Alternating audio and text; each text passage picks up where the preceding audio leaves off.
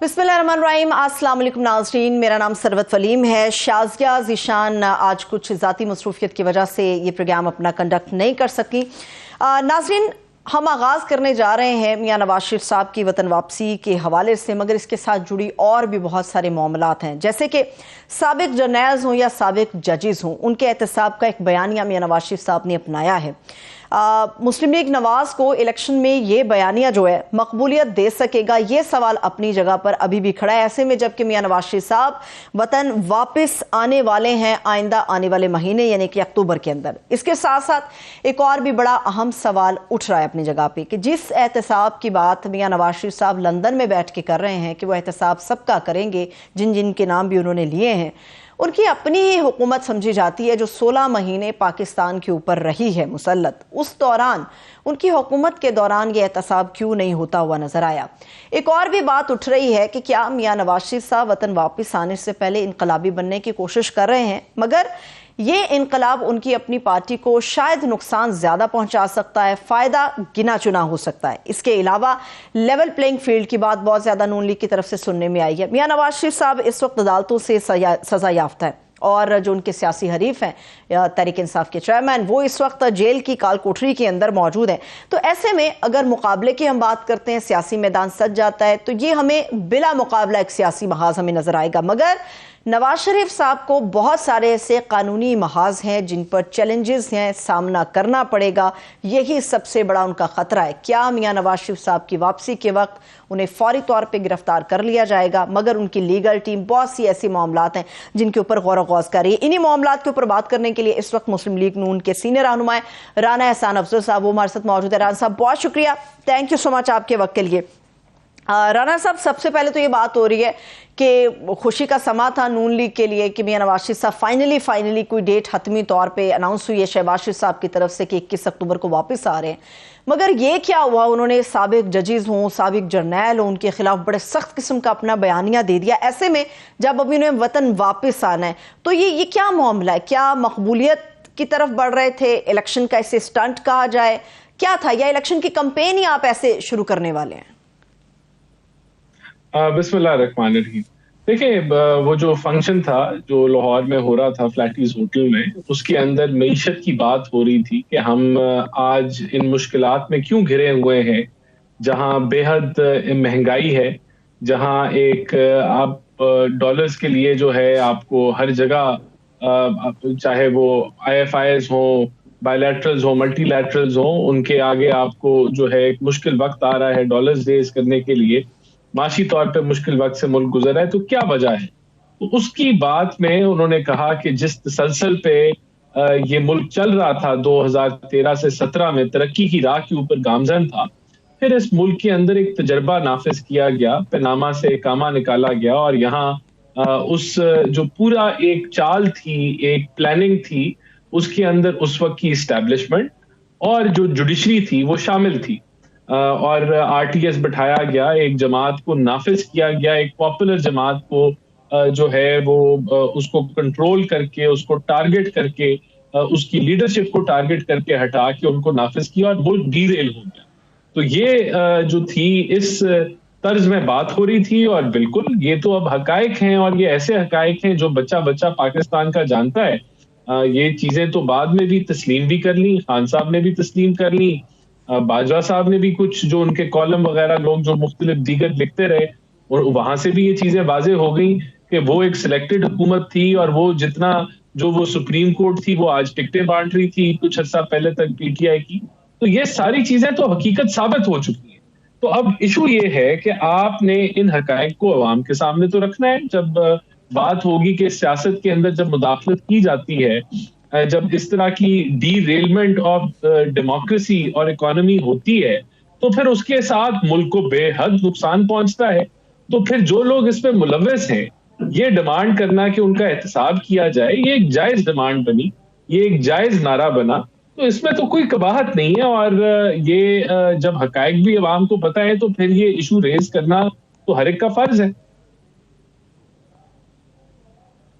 सही है, लेकिन राना साहब, जिस हकीकत की तरफ आप ये बात कर रहे हैं और आपने तमाम लोगों के नाम भी गिनवा दिए, तमाम सियासी पार्टियों के भी, कि वो भी इस हकीकत से आशना और वो तस्लीम करते हैं, क्या शहबाज शरीफ साहब इस हकीकत को तस्लीम करते हैं जो नवाज शरीफ साहब ने बयान की? देखें, मैं तो समझता हूँ शहबाज शरीफ साहब को भी इन हकायक का पता है और ये बात बिल्कुल एक इस पे सवालिया निशान उठता है कि एहतसाब जो है वो आप इन लोगों का कर पाएंगे या नहीं कर पाएंगे। और पहले माजी में जब हमने किया, मुशर्रफ के ऊपर आर्टिकल 6 लगाया और उसकी बात की, तो उसकी हमें सजा भुगतनी पड़ी। लेकिन आप देखें कि कहाँ कहीं वो उसके ऊपर कार्रवाई हो जाती, वो चीजें कानूनी तौर पे मुकम्मल हो जाती, तो शायद ये तजर्बा जो 2018 में होता वो ना होता, उसको दोहराया ना जाता। तो अगर इसका तकाजा हम कर रहे हैं तो ये मुल्क के मफाद के लिए कर। ठीक है, लेकिन कुछ डिवीजन भी हमें नजर आती है। जो बयानात आ रहे हैं मुस्लिम लीग नून के सीनियर रहनुमाओं की तरफ से, उसमें इरफान सिद्दीकी साहब शामिल हैं या फिर राना सनाउल्लाह साहब शामिल हैं, कि किस तरह से माजी से 2019 से ऑनवर्ड ये गेम पूरी तैयार की गई थी। राना सनाउल्लाह साहब कहते हैं एक्सटेंशन हमने एक खास शर्त की बुनियाद पर दी थी। इरफान सिद्दीकी साहब कहते हैं हम करते ना करते वो सब होना था। ये जो आप लोगों की जमात की तरफ एक नारा है कि कदम बढ़ाओ नवाज शरीफ, हम तुम्हारे साथ हैं, नवाज शरीफ साहब के इस बयानिए पर सब यकजा हैं, यकजान है या डिवीजन है जो बज़ाहिर नजर आ रही है? देखिए, ये तो हमेशा लोगों के मुख्तलिफ मौक़िफ़ रहे हैं पार्टीज के अंदर, और काफी लोगों का ये ख्याल है कि हमें तसादम की तरफ नहीं जाना चाहिए, हमें जो है मफाहमत की सियासत करनी चाहिए है, और इस तरह के नारे नहीं लगाने चाहिए। लेकिन बात यह है कि अगर मुल्क को आगे बढ़ना है तो क्या ये चीजें अगर दोहराई जाएंगी बार बार और यही कुछ होता रहेगा तो क्या ये मुल्क आगे बढ़ सकेगा? तो इसमें तो कोई शक नहीं है ना कि जिस मसले से हम आज गुजर रहे हैं, जो एक तजर्बा किया गया, देखें जो सदर हैं पीटीआई के परवेज इलाही साहब, उनके अल्फाज हैं कि नेफ्टी चेंज होते रहे, यहाँ बिल भी वो पास कराते रहे, उनकी मामनत से होते रहे, यहाँ सेनेट के नंबर भी वो पूरे करते रहे। तो ये आज तो एस्टैब्लिशमेंट कह रही है कि मुदाखलत सियासत में नहीं होनी चाहिए और ना वो कर रही है। यही हमारा भी नारा है कि ऐसा नहीं होना चाहिए। जहां तक एक्सटेंशन की बात है, वो ऐसा फैसला है कि जिस पे फख्र नहीं करना चाहिए, लेकिन उस वक्त की उसकी वजाहत राना सनाउल्लाह साहब ने कर दी कि क्या वजूहात थी। बेहतर ये, फिर भी मैं ये कहता हूँ, बेहतर होता कि वो उस एक्सटेंशन के अंदर कोई भी जमहूरी पार्टी उसका साथ ना देती तो बेहतर होता। लेकिन ये भी हकीकत है कि अगर हम साथ ना भी देते तो वो बिल पास हो जाने थे, लेकिन सिंबॉलिकली नहीं देना चाहिए था, किसी भी जमात को नहीं देना चाहिए था, और वो लेजिस्लेशन होनी नहीं चाहिए थी, हो गई। लेकिन अगर हमने आगे बढ़ना है तो हमें हकायक तो रेज करने। आज इलेक्शन की तरफ हम जा रहे हैं, तो ये बिल्कुल जो बयानिया उठाया है मियां नवाज शरीफ ने, इस बयानिए के ऊपर जब ये फैसला हो जाएगा कि ये हक सच का है और फैसला हो चुका है, तो ये बयानिया सब इसको कबूल करें। सही है, ठीक है। अच्छा राना साहब, मुझे एक और भी चीज़ बताइएगा। पिछले कई महीनों से एक लेवल प्लेइंग फील्ड का बयानिया भी है। एक तो वोट को इज्जत दो है, यकीनी तौर पे वोट को इज्जत होनी भी चाहिए, मिलनी चाहिए। एक है लेवल प्लेइंग फील्ड का बयानिया। ज़रा समझा दीजिए कि इसकी तारीफ क्या है, लेवल प्लेइंग फील्ड है क्या? क्या तहरीक इंसाफ के चेयरमैन के जेल में जाने के बाद चीज़ें बराबर हो गई हैं, तराजू के दोनों पलड़े बराबर हो गए हैं, या लेवल प्लेइंग फील्ड में और भी कुछ ऐसी चीज़ें अभी पन्हा हैं जो आवाम के सामने आना बाकी है? इसकी ज़रा तारीफ ज़रा खोल के अगर आप बयान कर देंगे तो मेरे और दूसरे तमाम आपको जो सुन रहे हैं उनके लिए आसानी पैदा हो जाएगी। क्या है? देखिए, ये लेवल प्लेइंग फील्ड जो पीएमएलएन का मौक़िफ़ है बड़ा सिंपल है। इसका मतलब ये है कि अगर किसी ने कानून तोड़ा है या अगर किसी ने करप्शन की है तो उसको फिर माफी नहीं मिलनी चाहिए, कोई लाडला नहीं होना चाहिए, उसको कानून के मुताबिक उसके ऊपर कार्रवाई होगी। और अगर किसी ने कोई गलती नहीं की और पनामा में किसी का नाम नहीं है तो उसमें से इकामा बना के नाअहल नहीं करना चाहिए। जो कानून के मुताबिक चीजें हैं, अगर एविडेंस मौजूद है कि किसी ने फौजी तंसीबात के ऊपर हमला किया, प्लानिंग की, तो फिर उसको माफी नहीं मिलनी चाहिए। और अगर एविडेंस नहीं मौजूद कि ऐसा कुछ नहीं हुआ और ये गलत है सब कुछ, तो फिर उनको सजा नहीं मिलनी चाहिए। तो सब कुछ कानून के मुताबिक होना चाहिए, कोई फेवरेट नहीं होना चाहिए। इसको लेवल प्लेइंग फील्ड कहते हैं। और अगर आपने कानूनी तौर पे कुछ पहले गलत इकदाम लिए, टारगेटिंग की, तो वो अब नहीं होनी चाहिए और आगे किसी के साथ भी नहीं होनी चाहिए। किसी भी जमात हो, उसका लीडर हो, उसके साथ कोई टारगेटिंग नहीं होनी चाहिए और कोई फेवरेटिज्म भी नहीं होनी चाहिए। तो ये लेवल प्लेइंग फील्ड। ठीक है, लेकिन राना साहब आपने बिल्कुल दुरुस्त कहा, ऐसा होना चाहिए जिसने करप्शन की है उसको माफ़ी नहीं मिलनी चाहिए, सज़ा जिसको है उसको सज़ा भी होनी चाहिए, करप्शन की बिल्कुल किसी तौर भी माफ़ी नहीं होनी चाहिए। नवाज शरीफ साहब, आप और आपकी जमात समझती है बिल्कुल मासूम है, जो उनके साथ हुआ वो एक इंतकाम था, वो इंतकामी उनके साथ सियासत जो थी वो सामने उनके रखी गई है। मेरा सवाल आपसे ये है कि नवाज शरीफ साहब प्रूवन अभी नहीं है कि वो सज़ा याफ्ता नहीं है, अदालतों से वो सज़ा याफ्ता हैं, मतलूब भी हैं, और इसके कवी इम्कानात है कि वतन वापसी पे जो है उनको अरेस्ट कर लिया जाएगा, क्योंकि अभी उन्हें प्रूव करना बाकी है कि वो इनोसेंट है, मासूम है, उन्होंने कुछ ऐसा नहीं किया।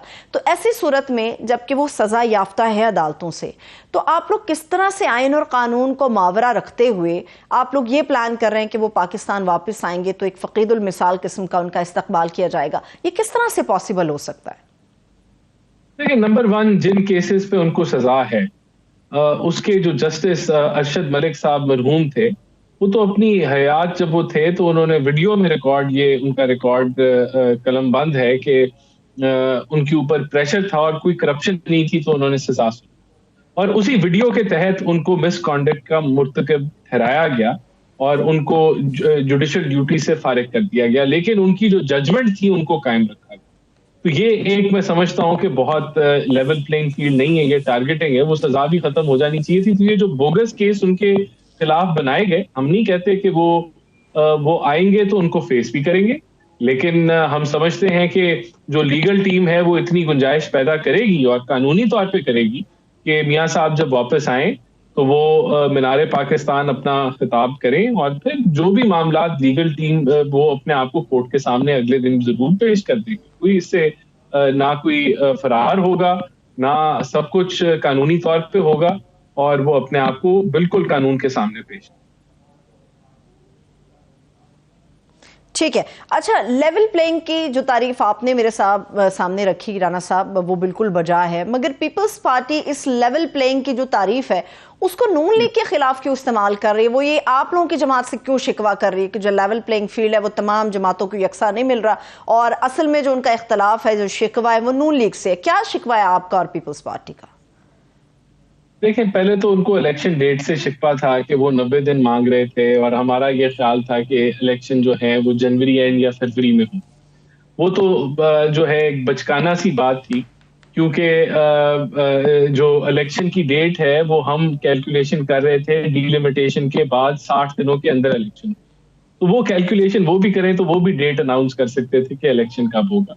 दूसरा, उनको ये तकलीफ थी कि कुछ ब्यूरोक्रेट्स जिन्होंने सर्व किया था पीएमएलएन के दौर में, वो कैबिनेट का हिस्सा है।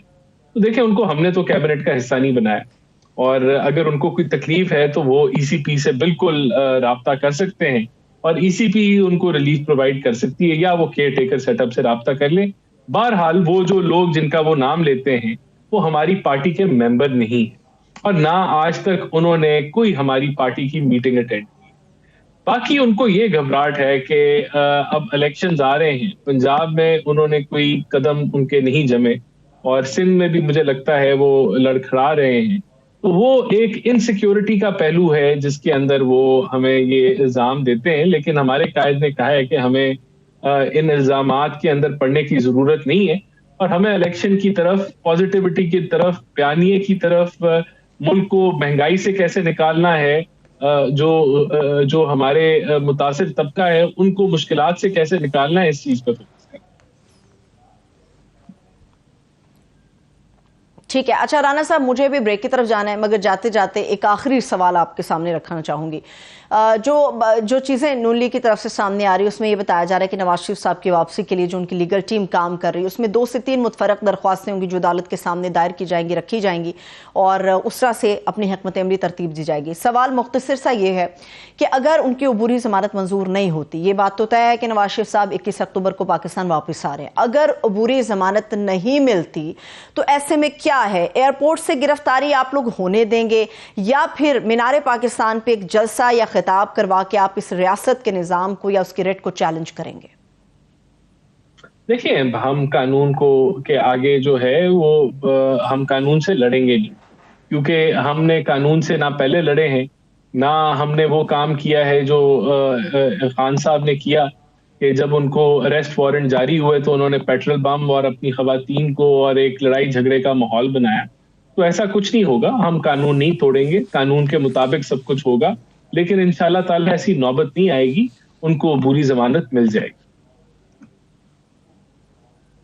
बहुत शुक्रिया, thanks so much. Rana Ehsan Afzal Noon League के सीनियर रहनुमा हमारे साथ मौजूद थे। नाज़रीन, अब एक छोटी सी ब्रेक लेते हैं, ब्रेक से वापस आएंगे, कंटिन्यू करेंगे, हमारे साथ रहिए।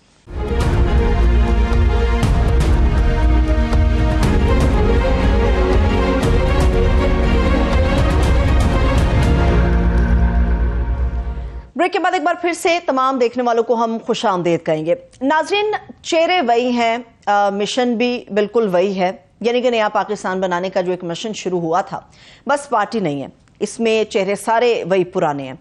तो ऐसा लगता है कि किस तरह से ये मुमकिन होगा कि इस्तेहकाम पाकिस्तान पार्टी आएगी और एक नया पाकिस्तान इन्हीं पुराने चेहरों के साथ बनाएगी। फिर सवाल ये भी है कि सियासी मैदान सजता हुआ इस वक्त हमें कुछ ना कुछ बनता हुआ नजर आ रहा है, सूरत हाल कुछ किस्म की फिजा बनते हुए नजर आ रही है। सियासी मैदान के अंदर IPP जो है वो अपनी स्पेस क्रिएट करेगी, तो किस तरह से करेगी? क्या इस पार्टी की तरफ से अपना होमवर्क जो है उसको मुकम्मल कर लिया गया है? फिर सूरत हाल कुछ और भी है, वो ये कि इलेक्शन कमीशन ऑफ पाकिस्तान में इस्तेहकाम पाकिस्तान पार्टी अभी तक रजिस्टर्ड नहीं हुई, कोई बड़ा पावर शो हमें देखने को नहीं मिला, किसी किस्म की कोई कॉर्नर मीटिंग्स ऐसी स्ट्रॉन्ग किस्म की अभी तक मंजर आम पर नहीं आ सकी हैं। तो ऐसे में जब इलेक्शन की तरफ ये पार्टी भी बढ़ेगी तो कोई बड़ा या ज़बरदस्त किस्म का चमत्कार ये लोग किस तरह से दिखा सकेंगे? फिर IPP के इंतखाबी मंशूर की बात करें, वो बड़ा ज़बरदस्त है, ये कहना चाहिए। उसमें ये है कि 300 यूनिट तक बिजली मुफ्त देंगे अगर ये लोग आ गए इक़्तिदार में, 50,000 रुपये कम अज़ कम उजरत होगी, बड़ी बड़ी इनकलाबी तब्दीलियाँ लाने का इंदिया भी दिया गया है। और पेट्रोल के हवाले से भी चीज़ें हैं जिससे अवाम आजकल बड़ी परेशान है कि वो पेट्रोल भी आधी कीमत पर मिलेगा मोटरसाइकिल सवारों को। मंशूर तो बड़ा ज़बरदस्त है, मगर इसकी एग्जीक्यूशन किस तरह से होगी, इस पर बात करने के लिए इस वक्त हमारे साथ इस्तेहकाम पाकिस्तान पार्टी के फयाजुल हसन चौहान साहब मौजूद हैं। बहुत शुक्रिया चौहान साहब, थैंक यू सो मच आपके वक्त के लिए। अच्छा चौहान साहब, छोटे मोटे और भी सवालात हैं, वो वक्तन फ़वक्तन मैं आपसे पूछती रहूँगी। जो एक बड़े कैनवस का एक बड़ा सवाल है, सियासी मैदान इस वक्त हमें लग रहा है कि सजता हुआ नज़र आ रहा है। डेट ना सही, एक हफ्ता announce election commission of Pakistan ने कर दिया है, आपकी पार्टी अभी रजिस्टर्ड नहीं है, आप लोगों की तरफ से बयान तो आ रहे हैं।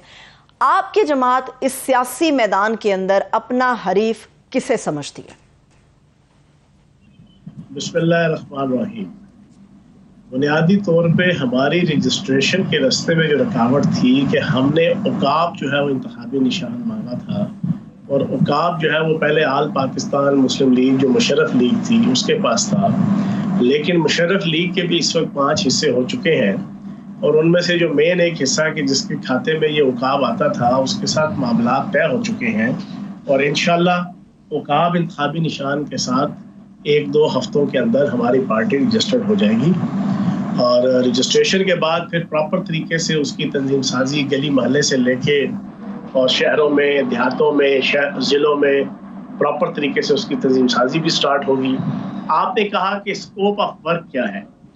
स्कोप ऑफ वर्क ये है कि हमारे साथ जो भी लोग हैं तमाम के तमाम अल्लाह पाक के करम से इलेक्टेबल्स हैं, जिनका अपना भी जो है वो 100 में से 5 से लेके 20%, 30% वोट वो अपना ज़ाती वोट भी रखते हैं अपने हलकों के अंदर। और सारे के सारे कोई सबका 3 दफ़ा, 4 दफ़ा, 6 दफ़ा, 8 दफ़ा MNA, MPA, मिनिस्टर वो लोग रहे हैं, उनके अपने हलकों में ग्रिप है, अपने हलकों में उनकी एक PR है और हलकों में उनकी खिदमात है। तो जब इलेक्शन का बिगल बजेगा तो इंशाल्लाह वो लोग जब मैदान में उतरेंगे तो वो एक तजर्बेकार लोग होंगे, उनका अपना भी 5% से लेके 30%, 35%, 40% वो ज़ाती वोट हमेशा रखते थे। तो बाकी नेक नामी भी कंसिडर होगी, और सबसे इम्पोर्टेंट चीज़ ये है कि हम किसी के साथ जो है वो टकराव की पॉलिसी नहीं रख रहे। हम किसी पॉलिटिकल पार्टी के साथ, किसी भी अदारे के साथ, किसी अदालत के साथ हमारा कोई टकराव की पॉलिसी नहीं है। जिस तरह इस वक्त तकरीबन तमाम पॉलिटिकल पार्टीज जो है वो किसी ना किसी हवाले से टकराव के मोड में है। कोई अदलिया के साथ टकराव के मोड में है, कोई जनाब आपका अदारों के साथ है, कोई रियासत के साथ है, कोई रियासती अदारों के साथ है, कोई आपस में है। हमारा ये नहीं है, हम तो तामीर, तरक्की और इस्तेहकाम, पाकिस्तान की 3 चीज़ें लेके निकले हैं।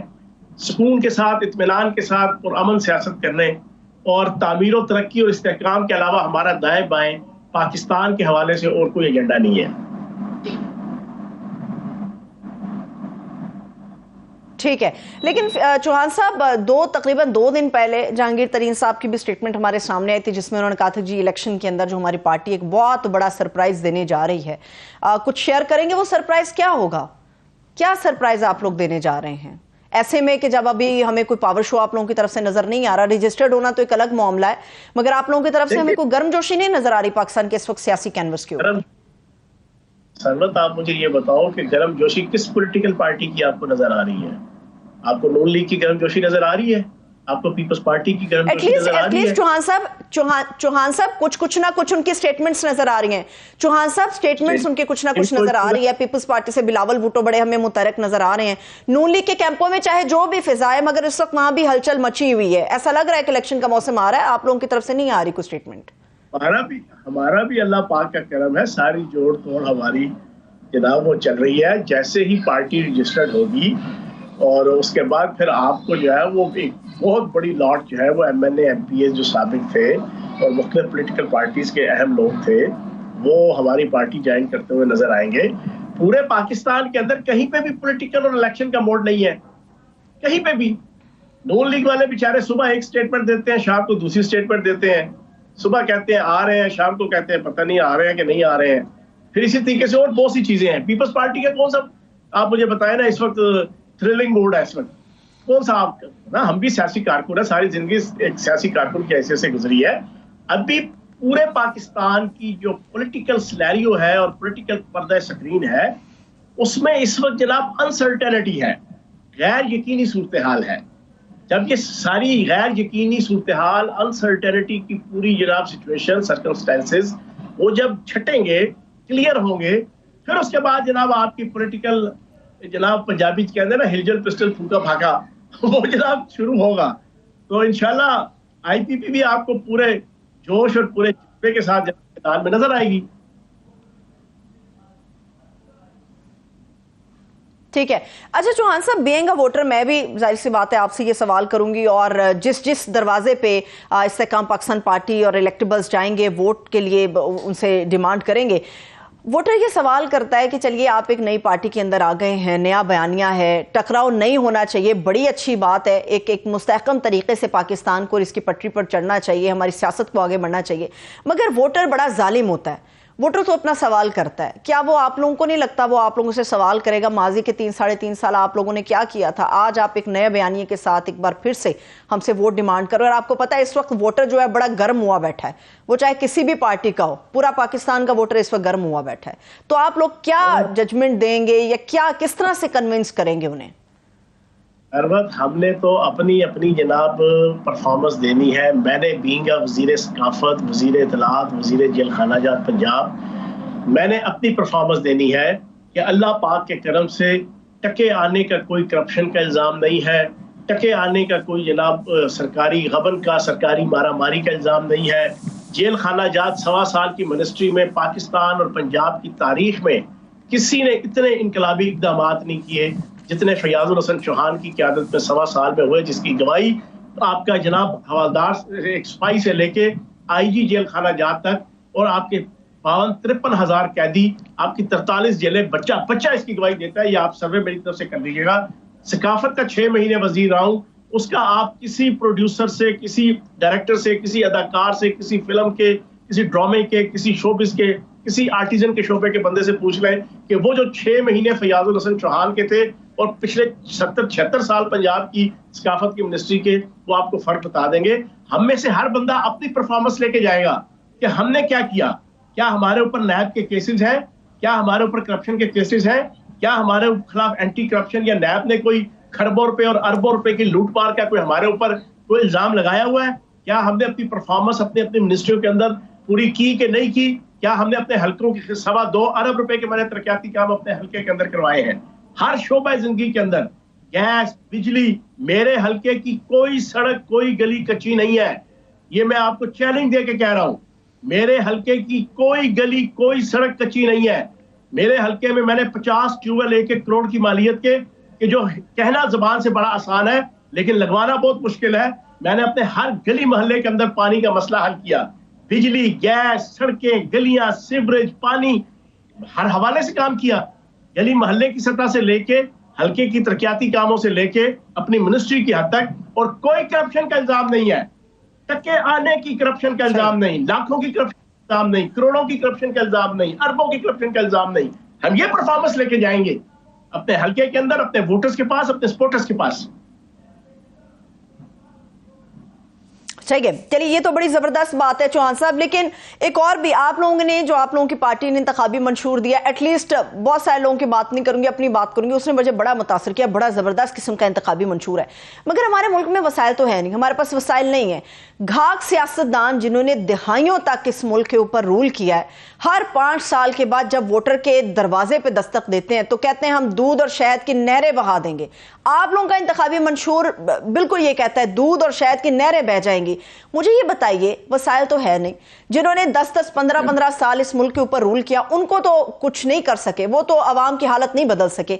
आप ये सिर्फ मंशूर एक इलेक्शन स्टंट के तौर पे सामने लेके आए हैं, या आप लोगों के पास कोई स्ट्रैटेजी है, हिकमत अमली या पॉलिसी क्या है, किस तरह से मुमकिन करेंगे आप? साहिबा, it's not a election stunt.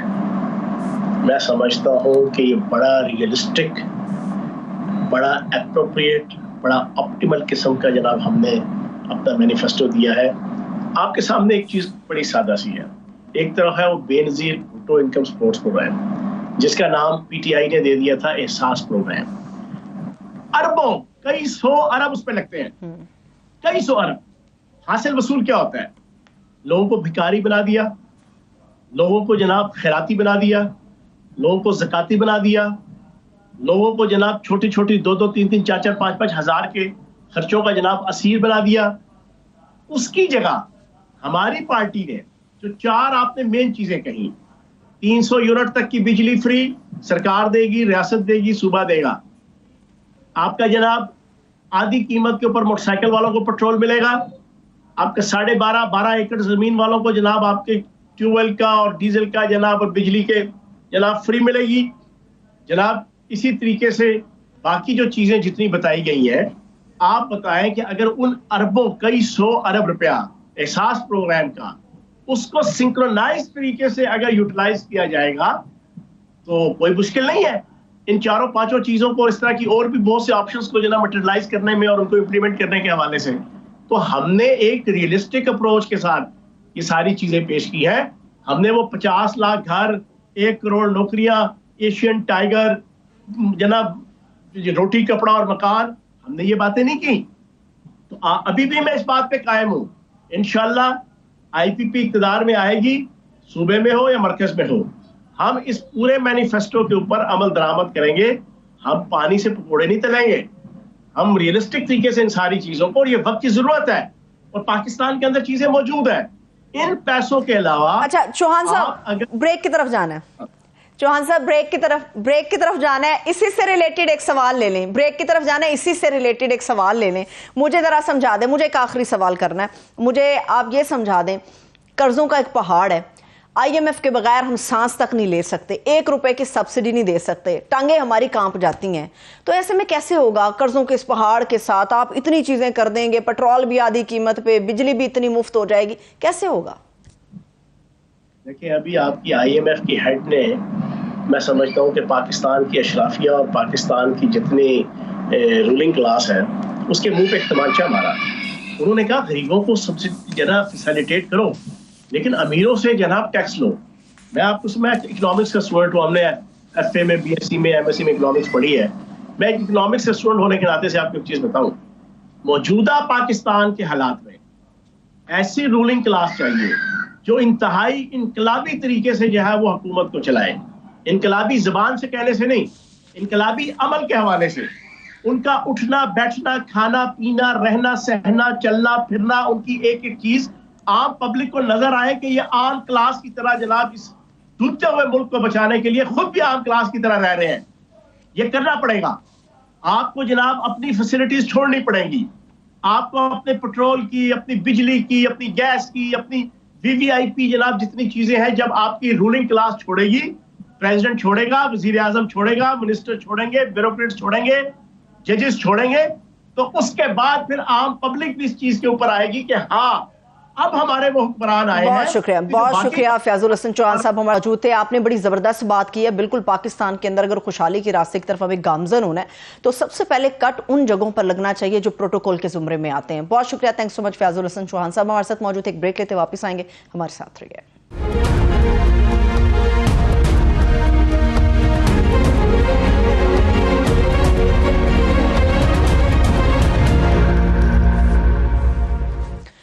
Break के बाद एक बार फिर से तमाम देखने वालों को हम खुश आमदेद कहेंगे। नाज़रीन, पाकिस्तान के अंदर जो अफगान पनाह गुज़ीन है वो अपने तय एक बहुत बड़ा मसला है, मगर इसका बैकग्राउंड हमारे सामने होना बड़ा ज़रूरी है, क्योंकि अफगानिस्तान में जब 1979 में दो आलमी ताकतों के दरमियान जंग हुई थी, या 2001 की हम बात करते हैं कि अमेरिका ने दहशतगर्दी के खिलाफ जो जंग की थी, उसका खमियाजा किसने भुगता? उसका खमियाजा आज तक पाकिस्तान या फिर अफगानिस्तान के अवाम भुगत रहे हैं।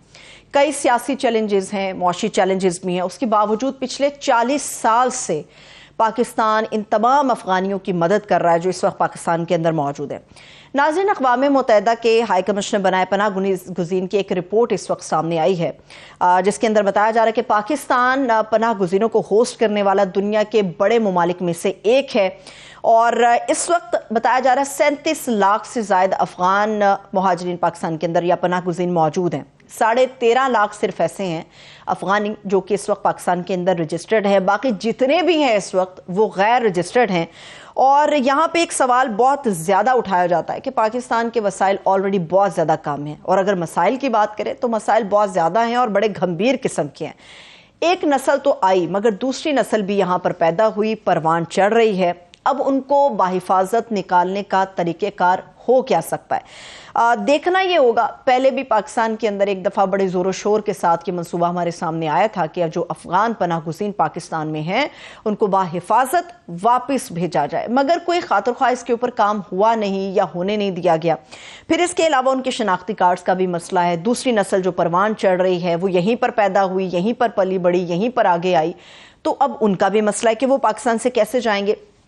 ये तमाम मसाइल अपनी जगह मौजूद हैं, मगर इनको हल करने के लिए हमारे पास सोल्यूशन क्या है, इसके ऊपर हम बात करेंगे। इस वक्त बात करने के लिए हमारे साथ ब्रिगेडियर रिटायर्ड मसूद अहमद खान साहब मौजूद है। ब्रिगेडियर साहब, बहुत शुक्रिया, थैंक्स सो मच आपके वक्त के लिए।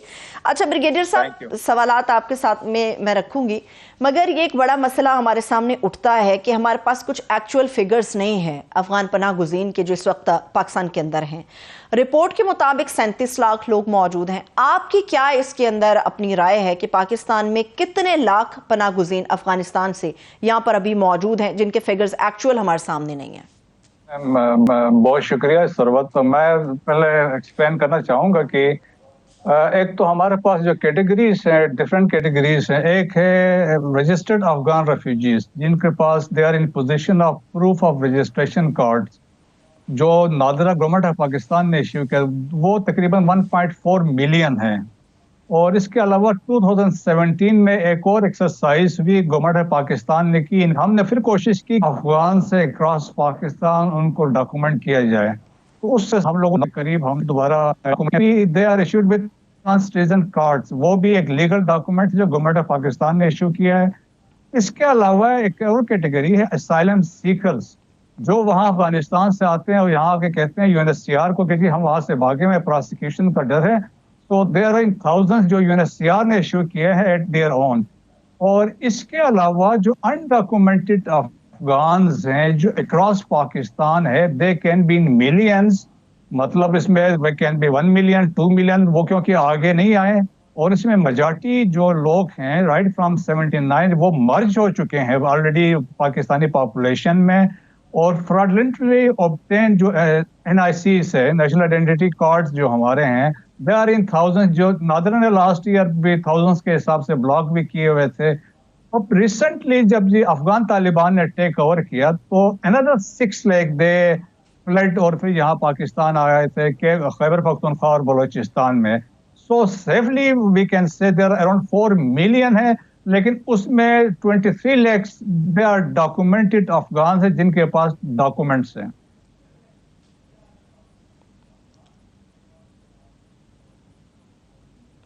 ठीक है। अच्छा ब्रिगेडियर साहब, हमें भी पता है कि पाकिस्तान में आप बहुत ज़्यादा बेहतर अंदाज में समझते भी हैं, जानते भी हैं कि हमारे सियासी मसाइल अपनी जगह पर मौजूद है, मगर हमें अपनी इकॉनमी को लेके बहुत बड़े बड़े चैलेंजेस हैं जिससे निबरदाजमा होना पड़ रहा है। बड़े मुश्किलात हैं हमारे ऊपर इकॉनमी के लिहाज से। पाकिस्तान की आबादी, जैसे आपने भी जिक्र किया, कि अपने तय बढ़ती चली जा रही है। ऐसे में तकरीबन 37 से 40 लाख लोग जो कि रेफ्यूजीज़ हैं, उनका बोझ उठाना हमारे लिए इतना आसान नहीं है।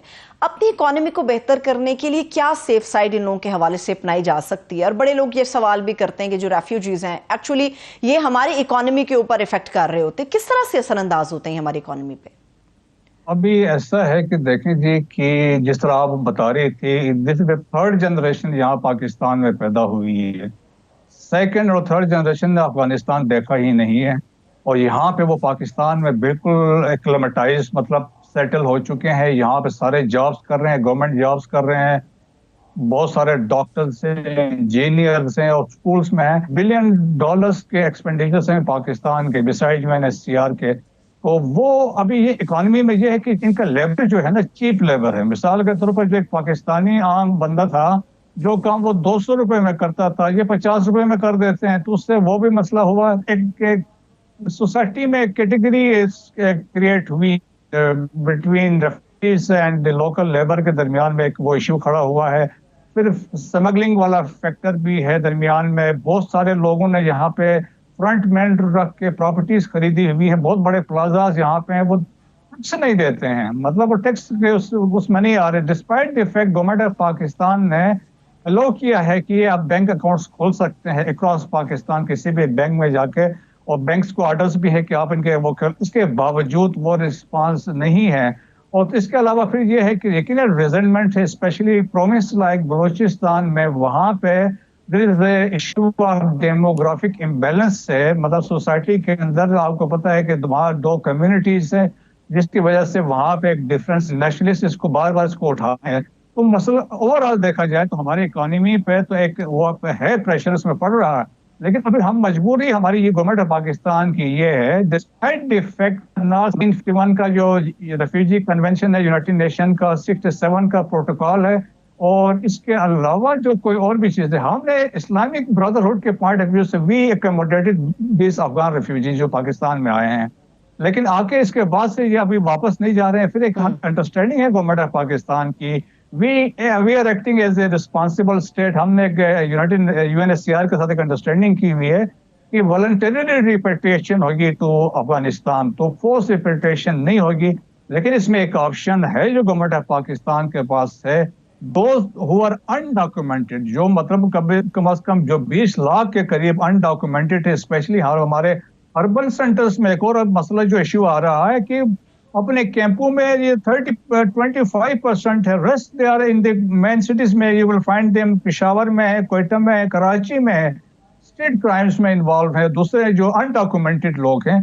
तो पाकिस्तान को यकीनन पॉलिसीज बनानी चाहिए। Last time since I was part of this Afghan refugees organisation for some time, तो मुझे पता है कि हमने बहुत कोशिश की थी वापस भिजवाने की। देन अफगानिस्तान में सिचुएशन वाज नॉट कंडीसिव, वहाँ पे वार थी। अब सिंस अफगान तालिबान आए हैं, वहाँ पे गवर्नमेंट एक एस्टेब्लिश हो चुकी है, हालात बेहतर हैं पहले से। गवर्नमेंट ऑफ पाकिस्तान को अब कोशिश करनी चाहिए, दोज अनडॉक्यूमेंटेड है अफगानिस्तान गवर्नमेंट को ऑन बोर्ड लेके इनको वापस भेजने चाहिए, leaving aside those are documented, जिनका एक हमारी अंडरस्टैंडिंग है विद यूनाइटेड नेशंस।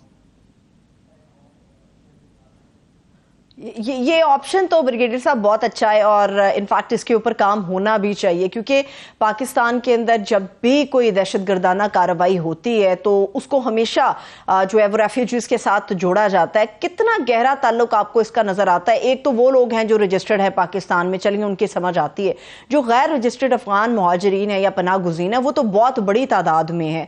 तो ये जो लिंक आपस में कर दिया जाता है, इसके लिए दरमियानी रास्ता क्या होना चाहिए? क्योंकि बहुत ज्यादा ऐसी शिकायत मौसूल भी होती है कि हम बड़े पुरअमन किस्म के लोग हैं, हमें जानबूझ के इसमें धकेला जाता है। तो ये बेहतर नहीं है जो गैर रजिस्टर्ड हैं, गवर्नमेंट को फौरी तौर पे हंगामी बुनियादों पे कुछ ऐसे इनिशिएटिव्स लेने चाहिए कि ये भी उस सर्कल में आ जाए, एटलीस्ट तब तक जब तक वो पाकिस्तान के अंदर मौजूद हैं? ये आप सही कह रही हैं। लास्ट टाइम जो 2017 की एक्सरसाइज हुई, जब गवर्नमेंट ऑफ पाकिस्तान ने कोशिश की to document undocumented Afghan, surprisingly लोग आगे नहीं आए, उन्होंने खुद अवॉइड किया। फिर ऊपर से हमें एक जो फैक्टर बनता है, सिंस कुछ लोग tribes across the border same हैं, कुछ फिर अकॉर्डिंगली ट्राइब्स वाले वो लोग जो हैं उन्होंने भी अकोमोडेट किया हुआ एक दूसरों को, तो वो लेकिन ये है कि हमारी जो एक असेसमेंट है, अभी अंडरस्टैंडिंग ये है कि जो SHO है किसी भी एरिया का, उसको पता है कि कौन सा यहाँ पे लीगल बंदा है, कौन सा इलीगल यहाँ पे रह रहा है। तो एक एक्सरसाइज की हो सकती है जिसमें लॉ इन्फोर्सिंग एजेंसीज, जिसमें फ्रंटियर कोर भी इसमें शामिल होगी, इंटेलिजेंस एजेंसीज भी शामिल होगी, वो ये करके बंदे भिजवा सकते हैं। एक दफा प्लान बना था लेकिन सिचुएशन की वजह से नहीं हो सका। लेकिन हमें यकीनन ये जो हमारी इकोनॉमी पे एक बड़ा बहुत बोझ है, जो अनडॉक्यूमेंटेड जो लोग हैं, यकीनन उनको हर हालत में भेजने चाहिए। इसमें भी बाज़ मसाइल ये भी आ रहे हैं कि जी इसको कौन फंड करेगा, कैसे यहाँ से जाएंगे, तो बहुत सारे मसाइल हैं। तो वो भी है, इसमें एक इंटरनेशनल कम्युनिटी इसको फंड कर सकती है, सारा कुछ है। लेकिन एट टाइम्स भी ये होता है कि यूनाइटेड नेशन वाले दरमियान में आते हैं, इंटरनेशनल कम्युनिटी दरमियान में आती है, वो कहते हैं जी आप किसी को फोर्स ना करें, वहाँ पे हालात ठीक नहीं है। लेकिन अभी हालात बेहतर है, वो वाले हालात नहीं है जो आज से बिफोर अफगान तालिबान के टेक ओवर करने से पहले के हालात थे, वहाँ पे ठीक नहीं थे, अभी तो वहाँ पे है। आप देखें कि एक वक्त था कि अफगान रेफ्यूजीज पाकिस्तान में 5.5 मिलियन थे, अभी बहुत सारे तो बहुत जा चुके हैं वापस। और एक मुझे याद है कि आज से 2 साल पहले एक अंडरस्टैंडिंग हुई विद गवर्नमेंट ऑफ अफगानिस्तान कि आप फुल फैक्टर्स क्रिएट करें कि लोगों को अट्रैक्ट करेंगे वापस आए। तो इसमें हम गवर्नमेंट ऑफ पाकिस्तान ने प्रपोजल दी थी कि आपके कोई लैंड का पीस ऑफ लैंड इनको दें, कोई अपना घर बना सकें। और फिर गवर्नमेंट ऑफ पाकिस्तान इनको यहाँ पे स्किल ट्रेनिंग भी दिलवा रही थी, उनको ट्रेन भी कर रही थी, और ताकि वापस जाके they can take part in the reconstruction of Afghanistan. So बहुत सारी चीजें हैं। तो इफ मतलब गवर्नमेंट डिटरमिन होगी और गवर्नमेंट ऑफ अफगानिस्तान को ऑन बोर्ड लेंगे तो होपफुली ये लोग वापस जा सकते हैं, और स्पेशली दोज आर अनडॉक्यूमेंटेड। सही सही, ठीक है। अच्छा ब्रिगेडियर साहब, आपने अफगानिस्तान के अंदर की और अफगानिस्तान के हवाले से बात की है, मुझे ये बताइएगा कि अमूमी तौर पे जब भी कलअदम TTP का मामला आता है तो अफगान गवर्नमेंट की पाकिस्तान गवर्नमेंट के साथ गाए बगाए टेंशन चलती रहती है। समटाइम्स तो बहुत ज़्यादा आगे हीटअप हो जाता है ये मामला, समटाइम्स जो होता है दरमियान में गुफ्तगू तक बात रहती है। हमेशा दुनिया के जितने भी कंट्रीज़ हैं उनके पास कुछ तुरप के पत्ते होते हैं जिनका इस्तेमाल होता है, डिफेंस के लिए उनका इस्तेमाल किया जाता है। आपको नहीं लगता अगर कलअदम TTP के मामले पे अफगान गवर्नमेंट हमारे साथ कोई ताउन नहीं करती या उस सतह पे ताउन नहीं करती जो उनके सामने डिमांड्स रखी जाती हैं, तो पाकिस्तान के पास क्या ऑप्शंस हैं? क्या ये बेहतरीन ऑप्शन नहीं है कि प्रेशराइज उनको किया जाए कि उनके जो पनाहगुज़ीन हमारे मुल्क में हैं उनको बेदखल किया जा सकता है, वापस भेजा जा सकता है? आपको लगता है कि इस किस्म की स्ट्रैटेजी भी अपनाई जा सकती है? देखें जी, बड़े स्ट्रेटेजीज है, दिस इज वन ऑप्शन जो रेफ्यूजीज वाली है।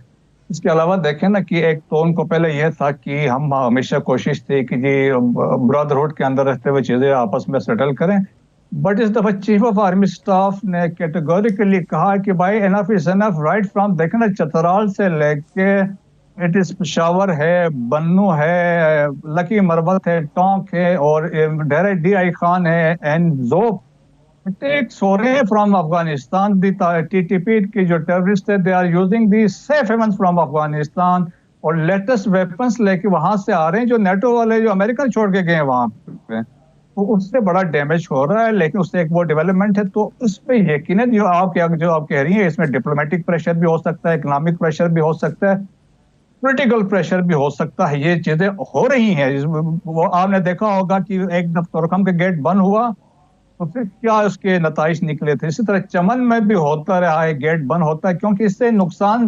अफगानिस्तान का है। तो पाकिस्तान ऐसा नहीं चाहता कि अफगानिस्तान को ऐसा कोई नुकसान हो कि इस्लामिक ब्रदरहुड के पॉइंट ऑफ व्यू से है, लेकिन एक हर चीज की एक लिमिट है तो उसके वो क्रॉस करेंगे। इसके अलावा देखें रीजनल कनेक्टिविटी बड़ा इंपॉर्टेंट है, इसमें खाली पाकिस्तान का इंटरेस्ट नहीं है, द इंटायर साउथ एशिया। या अभी आप देखें कि वहां पे TTP भी है, IS खुरासान द स्ट्रॉन्गेस्ट अभी है।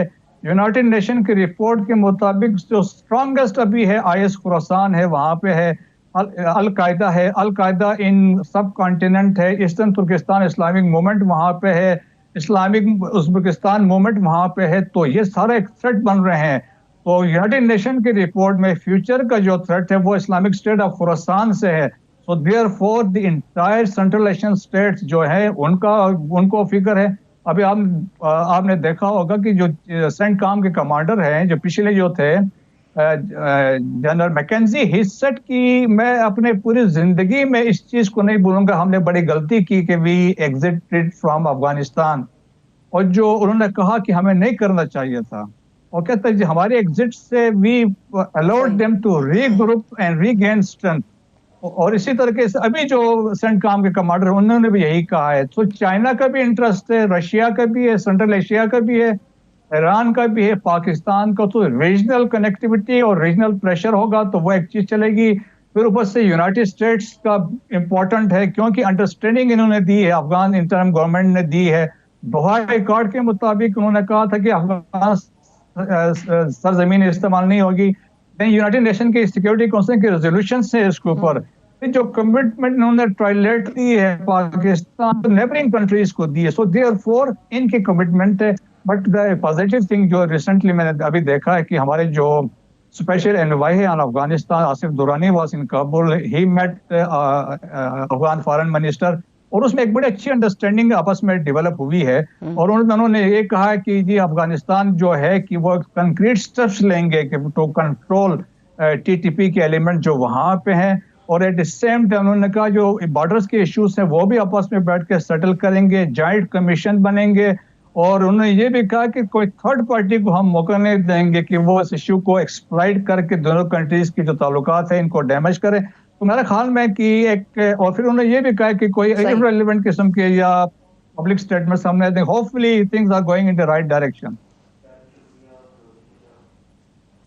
बहुत शुक्रिया, बहुत शुक्रिया सो मच। बेहतरीन रास्ता तो ब्रिगेडियर साहब बिल्कुल आपने सही कहा, यही होना चाहिए कि दो ममालिक जो हैं वो आपस में बैठ के अपने मामलात को हल करें, किसी थर्ड पार्टी को, किसी सालिस को दरमियान में इन्वाइट करने की जरूरत नहीं होनी चाहिए। बहुत शुक्रिया, thanks so much. Brigadier retired Masood Ahmed Khan साहब हमारे साथ मौजूद थे। इसके साथ ही नाज़रीन मुझे इजाजत दीजिए, अपना बहुत सा ख्याल रखिए, खुदा हाफिज़।